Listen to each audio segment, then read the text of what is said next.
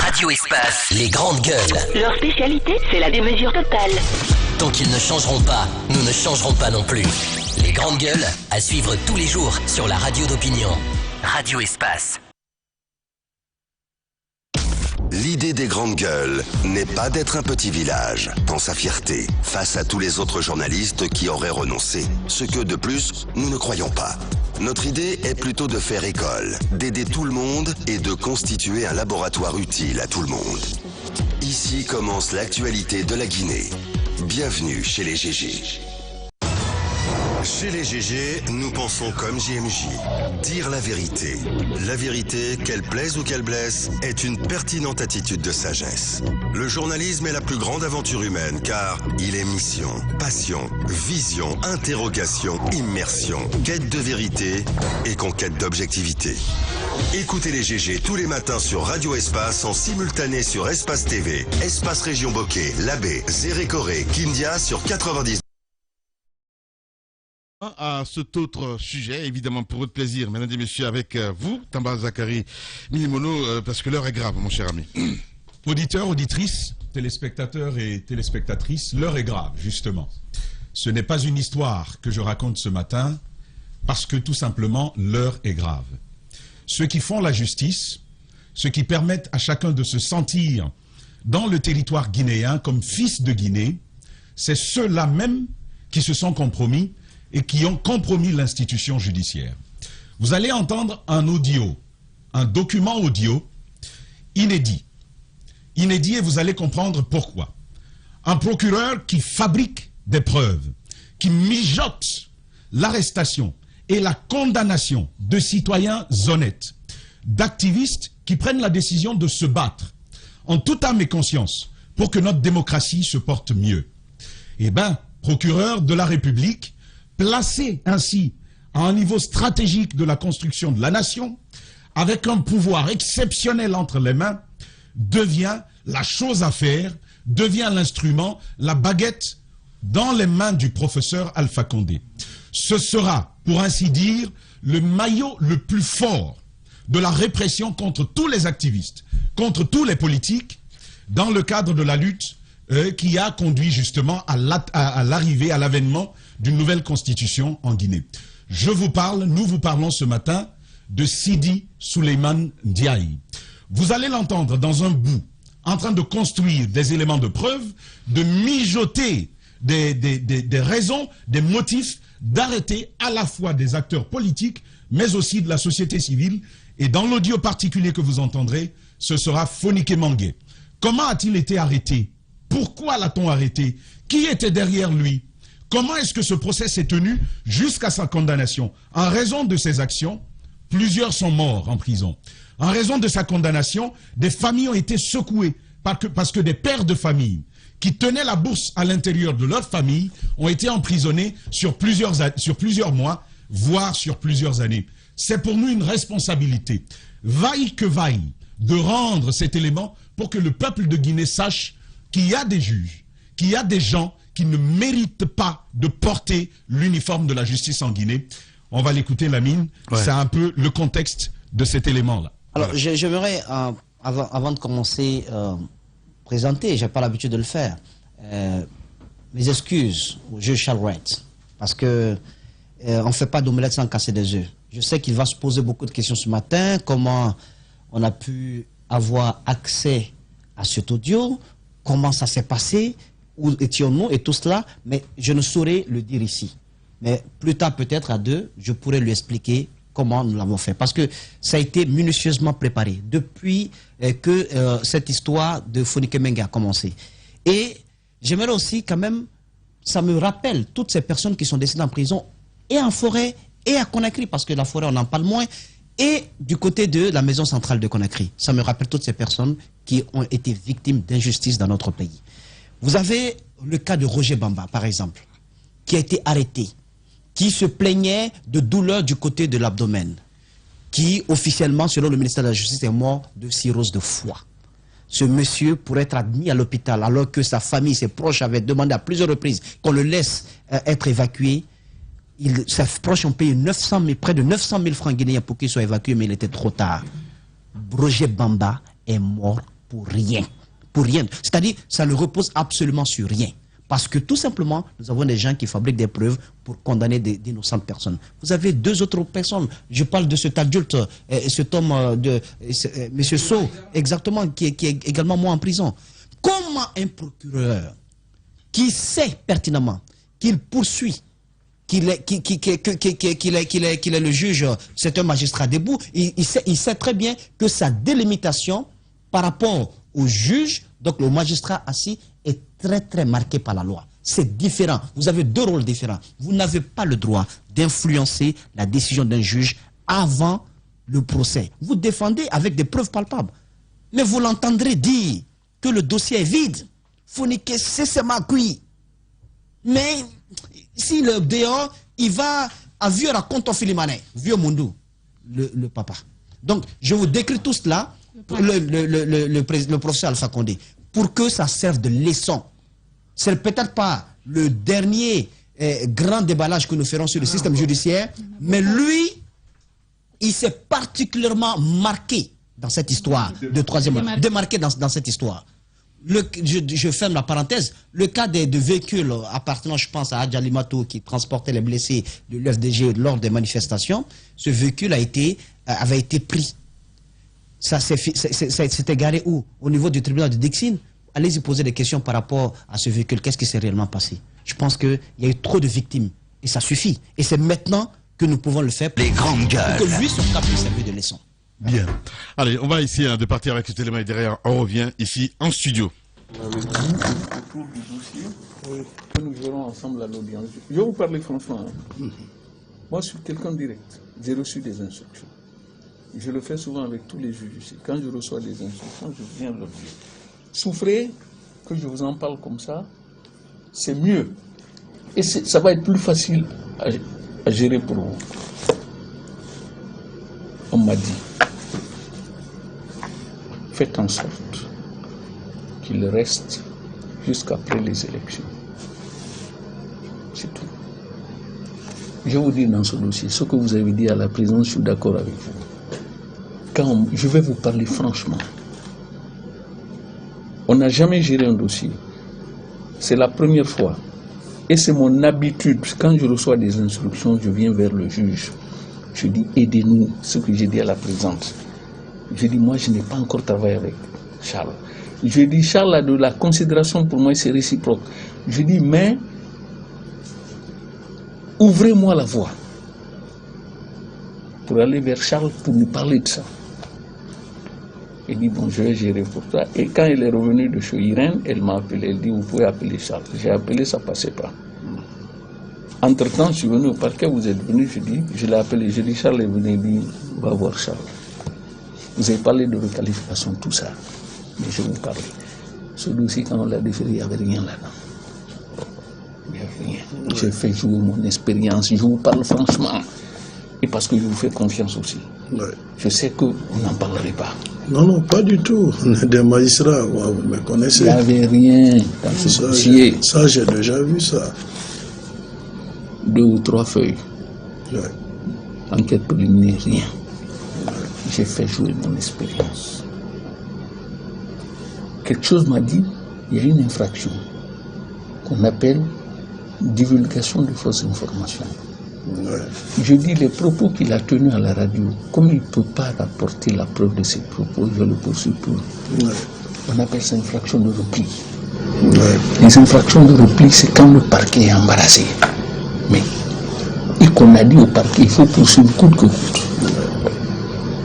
J'ai appelé Fabou, j'ai crié sur Fabou. Je dis, il n'y a rien dans ce dossier. Mais c'était mon expérience, je devais classer ce dossier. Je vous dis, mais monsieur le président, classer ce dossier. Là, je ne sais pas. Je ne sais pas. Je vous souhaite un jour de venir au parquet. Si je suis à la retraite, vous prendrez le téléphone, vous allez m'appeler. Vous allez dire, monsieur le procureur, vous avez raison. Le parquet, c'est une autre vie du magistrat. Une autre vie professionnelle. Donc, j'ai trouvé ça.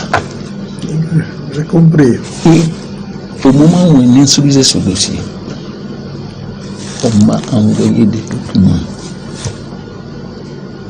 qu'on a tirés sur la page Facebook Oui, j'ai vu ça. Lui ne savait pas. Monsieur le juge, je vous parle de tout ça, je vous fais confiance. Oui, monsieur le procureur. Quand on m'a envoyé ça, j'ai bondi sur l'occasion. Vous comprenez? Je l'ai poursuivi pour menace. Vous avez vu? Donc ça m'a fait 2 procédures. Oui, oui. Vous avez compris ce qui s'est passé? Vous êtes allé dans le centre de la jonction à la demande du parquet. J'ai dit à la présidente, j'ai dit, Charles est bien. J'ai dit, le seul reproche que j'ai fait à Charles, il pose un peu trop de questions. J'ai dit, mais l'autre jour, il a justifié qu'il veut comprendre. Je dis, chacun a sa pédagogie à l'audience. Je dis, sinon Charles a une bonne police d'audience et il a une bonne présence. Je dis, c'est important pour un président. Je dis, moi-même, j'ai un style. Quand j'ai compris que ça pouvait amener à des incidents entre le président et moi, ce que je ne souhaite pas, j'ai dit au président que ce style-là, je le laisse tomber et que je n'interviendrai jamais parce que moi, c'est mon style pour déstabiliser les avocats. Je fais de petites sorties sans autorisation du président. Je dis, mais président, j'ai compris que Charles n'aimait pas beaucoup ça. Je dis, je ne veux pas d'incident avec quiconque, en particulier avec lui. Je dis, parce qu'il me témoigne beaucoup d'attention. J'ai dit à Charles que je n'interviendrai que sur son autorisation.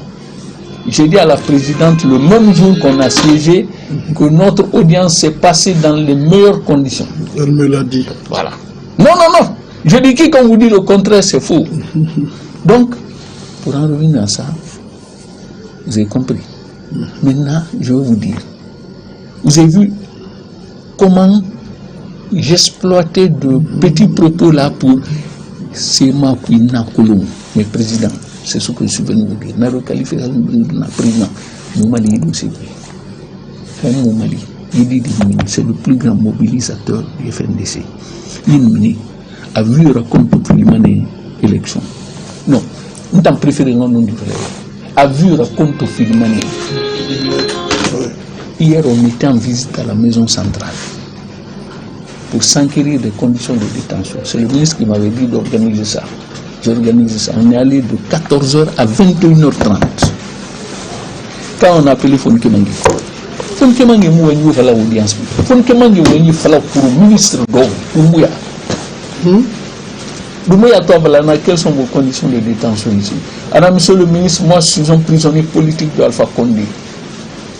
Ministre, mais c'est pas ce que je vous dis. Moi je vous dis, non, moi je vous dis, je suis un prisonnier politique de Alpha Condé. Moi, ma place, c'est pas la prison. Il te le dit. On est à Mourdoumbouya. Mourdoumbouya, tout, ou tout. À tout gagner, badi, Sendra, Fonke Mangera. Fonke Mangé était dans ses petits souliers. Anna, s'il vous plaît, ici, c'est pas une tribune, c'est pas une permanence. Anna, gardez vos slogans là pour ça. Anna, moi je vous demandais simplement quelles sont vos conditions de détention. Tout à fait. Anna, on est venu pour ça. Et pour savoir si vos dossiers avancent. Tout à fait. Donc c'est pour vous dire, Fonke Mangé, nous sommes Samara, activisme. Famille. Avure. Dans l'activisme, c'est beaucoup de c'est beaucoup ça nous fait. Donc, nous n'avons pas d'enfant. Moi, nous sommes. Non. C'est difficile à dire, mais il y a aussi qui font la web et moi, attention, moi je vais demander 2 ans. Alors qu'il y a une longueur d'onde. Non, et puis pour préserver ton image, ton avocat il y a indépendance. Moi, je ne suis pas les gens dans leur propos. Voilà. Donc, il est en prison depuis avril, mai, juin, juillet, août, septembre, octobre, novembre, décembre. Ça fera 8 mois. Lima, élection en octobre. Élection de Bara, président installé quelques jours après. À Lima, président, on a une qualification de l'homme. Mbargue motivé Sotobi, Italia Tatou Matina. Mbargue motivé Sotobi par rapport aux infractions. D'accord. Bon, d'abord, moi je voulais remercier que Dieu nous protège. Amen. Vous savez ce qu'on se dit là. Ouais. Moi, depuis j'ai commencé à travailler, je travaille avec beaucoup de procureurs. Mais c'est une première que je me retrouve face à un procureur comme ça, dans mon bureau, pour pouvoir échanger autour d'une procédure. Merci, merci. Quand moi j'ai examiné le dossier, j'ai vu beaucoup de choses. Et je me suis dit, on a la réserve et on a l'obligation aussi d'éviter que l'opinion publique, à travers la presse et autres, puisse nous taxer de partial dans un dossier. C'est pourquoi, si vous avez remarqué, même problème de scellé là, de manger là, ils ont voulu qu'on écarte le débat. J'ai compris. Il fallait vraiment faire en sorte que ça soit maintenu, puisque c'est un élément vraiment qui pourra vraiment être apprécié dans le bien. Donc, bref, madame m'a vu, elle a parlé que le président souhaite à ce qu'il soit en prison jusqu'après les élections. J'ai dit à madame, il nous faudrait approcher le procureur, parce que je sais que quelque part, il a pu quand même marcher la brèche, j'ai déjà vu. Je dis, mais je voudrais échanger avec lui. Parce que c'est vrai que madame vous l'appelle, vous venez me transmettre parole du procureur, mais c'est nous qui montons à l'audience. Tout à fait, tout à fait. Donc, je voudrais aussi connaître sa position. Si il est en mesure de soutenir l'accusation, je dis tant mieux. Je dis, sinon, dans le cas échéant, il me serait très difficile, monsieur. Vous comprenez? S'il vous plaît, s'il vous plaît, s'il vous plaît, s'il vous plaît. Donc, je vous ai entendu, monsieur le procureur. C'est Dieu qui est grand. Je sais que vous êtes investi aujourd'hui de la confiance du patron. Et que votre bonheur ne sera pas pour moi un malheur, honnêtement. Merci. Parce que ce qui est difficile, quand vous dites au chef, c'est déjà acquis, il voit le contraire.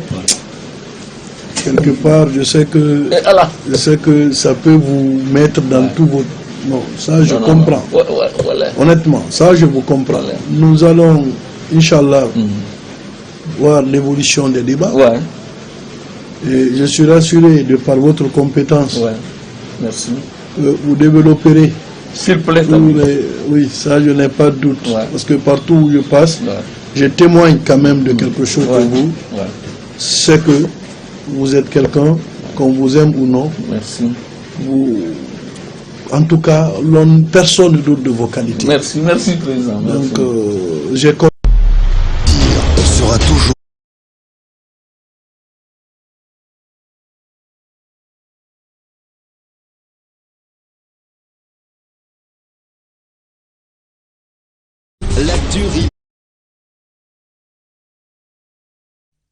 Tous les matins sur Radio Espace, mais aussi sur Espace TV. Merci à vous qui nous rejoignez sur cette antenne.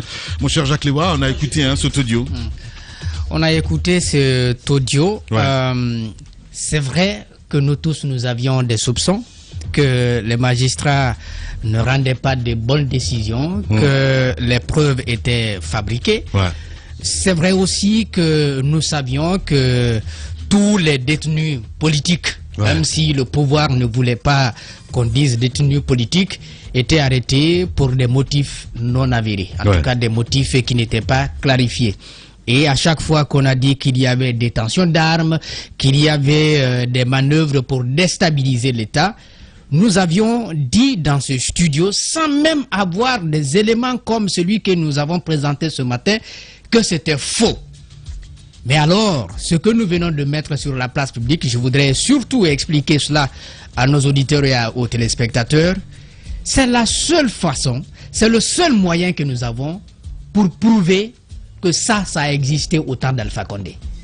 Sinon, nous avons dit, les opposants ont dit, les organisations de la société civile ont dit, les observateurs, les défenseurs des droits humains ont dit que la justice n'était pas correcte. Mais nous n'avions aucun élément de preuve pour le démontrer. Alors là, cet élément prouve à suffisance que notre appareil judiciaire a fonctionné sur la base des négociations, Les grandes gueules. pas les présidentielles, pendant ces 10 dernières années. Je voudrais dire, et ça c'est pour les personnes qui ont été libérées à l'occasion de l'avènement du CNRD. Ça a été fait, c'est un bon geste. Mais je voudrais pour ceux qui avaient été condamnés, qu'on retourne en arrière, qu'on annule leur peine. Parce que libérer, ça ne veut pas dire que votre casier judiciaire est vierge. Ouais. Je voudrais que le président du CNRD, Les grandes gueules. à partir de cet élément sonore, puisse revoir toutes les condamnations prononcées par l'appareil judiciaire de notre pays. Je veux faire la part des choses, bien sûr. Ceux qui ont été arrêtés sur des faits politiques, parce qu'ils ont été arrêtés dans la manifestation, parce qu'ils ont été indexés, parce qu'ils voulaient organiser des manifestations, et qui ont été condamnés pour ces faits. Je voudrais que l'appareil judiciaire annule leurs peines. Bien. Parce que ce sont des peines injustes qui ne reposaient sur rien, sauf sur la base des négociations à partir du palais présidentiel. Bien, allez-y, mon cher Tanko. Je n'aurais pas grand-chose à dire par rapport à cela. C'est-à-dire, cette intervention, c'est-à-dire cet audio parle plus que tout ce que nous dirons ici dans ce studio. C'est juste que par rapport à l'audio, des gens vont se poser la question pourquoi c'est maintenant que nous nous diffusons cela. C'est parce que c'est maintenant que nous avons reçu cet audio. Et figurez-vous, si on avait reçu ça bien avant, même pendant le règne d'Alpha Condé, on l'aurait diffusé. Mais je vais conclure avec ceci. Ndiaye, Sidi Suleiman Ndiaye, il va avoir une mort douloureuse. J'ai appris que pratiquement il n'a pas de famille installée, c'est-à-dire qu'il vit seul avec un chien. Mais il faut savoir que à travers ces décisions, des personnes sont mortes. Les grandes gueules. À travers ces décisions, des familles ont été décimées. Il n'a jamais pensé à une seule seconde à ce que adviendrait, c'est-à-dire à ces différentes familles, des enfants. Il a créé des orphelins. Et moi, je conclus en disant qu'il aura une mort douloureuse. Bien. Merci beaucoup, Madame. Allez-y, Madame Hiro. C'est difficile de réaliser que nos doutes se confirment à travers ce que nous vivons aujourd'hui. Et on a vécu tellement de situations difficiles. Moi, je pense à ceux qui ont perdu la vie. À la femme de Roger Bamba, par exemple, qui va écouter cette émission et qui se rendra compte que son mari est mort sur de fausses accusations, sur de fausses allégations, juste parce qu'on a fabriqué des preuves. Je pense que ce monsieur, on n'aura même pas besoin de le condamner ou de faire certaines choses, si ne serait-ce que... oui, on souhaiterait que les grandes gueules. Intente un procès contre... non, ce que je veux dire, pour toute personne qui a, ne serait-ce que humainement, une certaine... conscience, qui écoute cela, qui parle de soi, je pense que ta conscience à toi seul devrait suffire à te ronger toute la vie.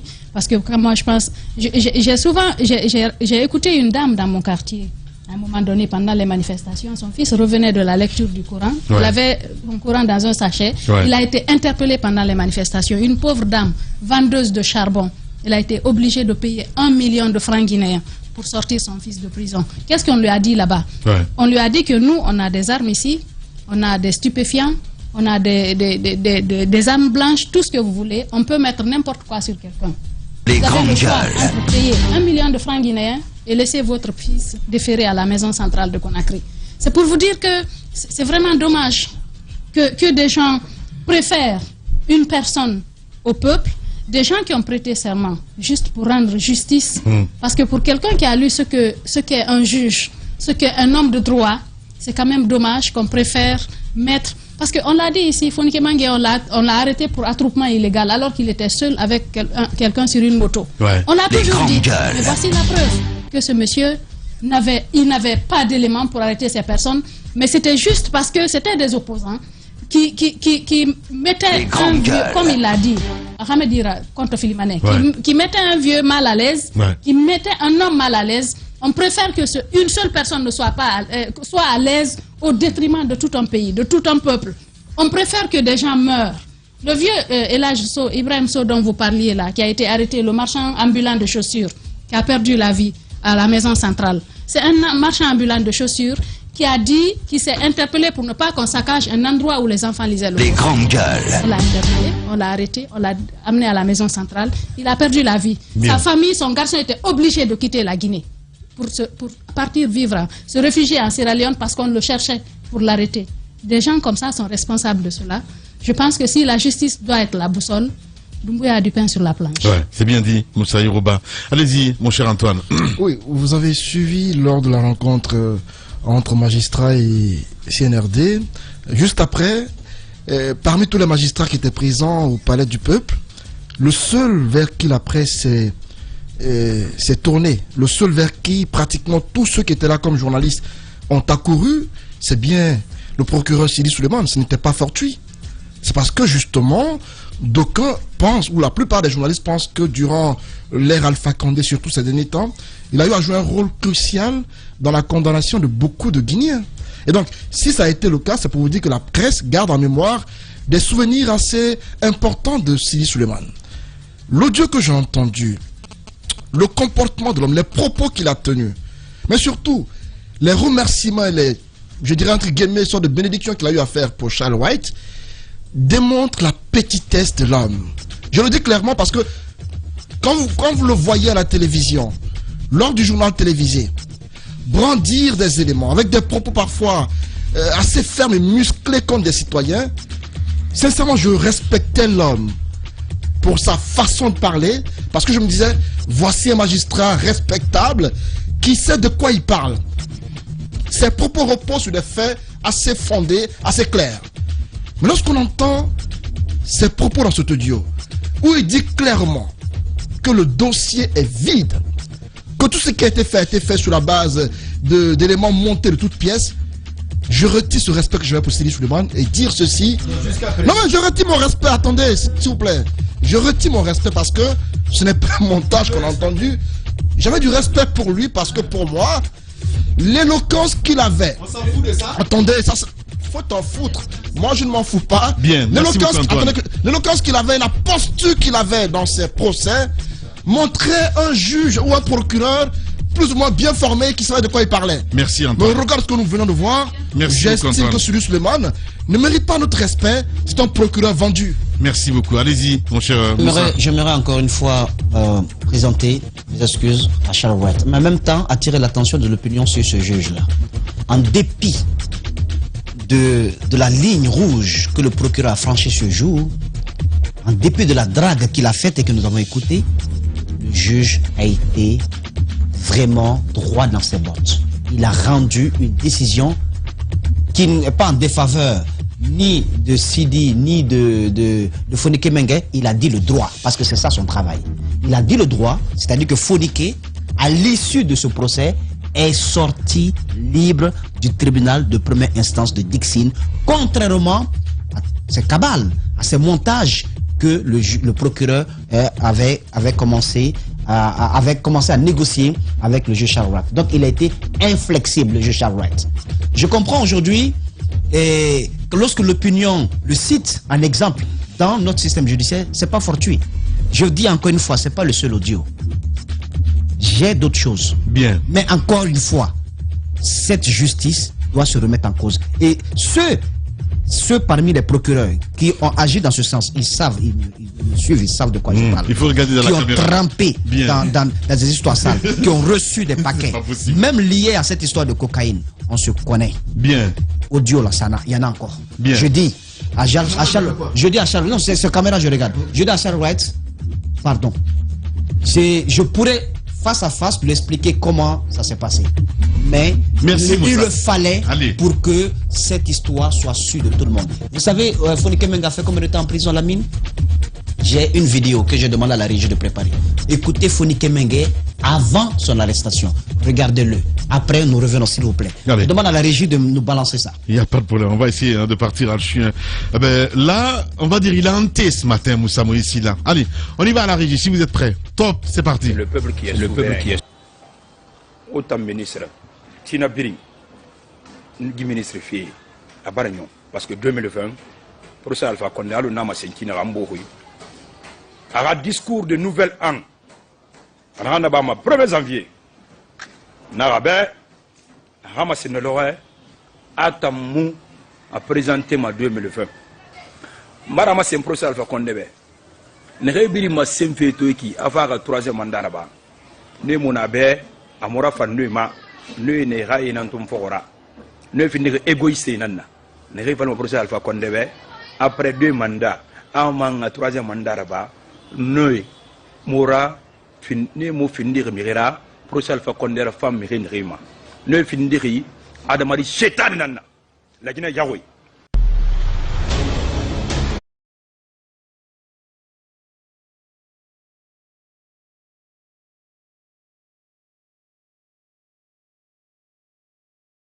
Radio Espace, les grandes gueules. Leur spécialité, c'est la démesure totale. Tant qu'ils ne changeront pas, nous ne changerons pas non plus. Les grandes gueules, à suivre tous les jours sur la radio d'opinion.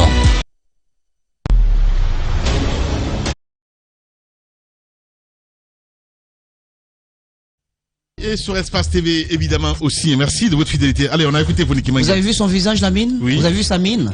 Il a une belle mine ici.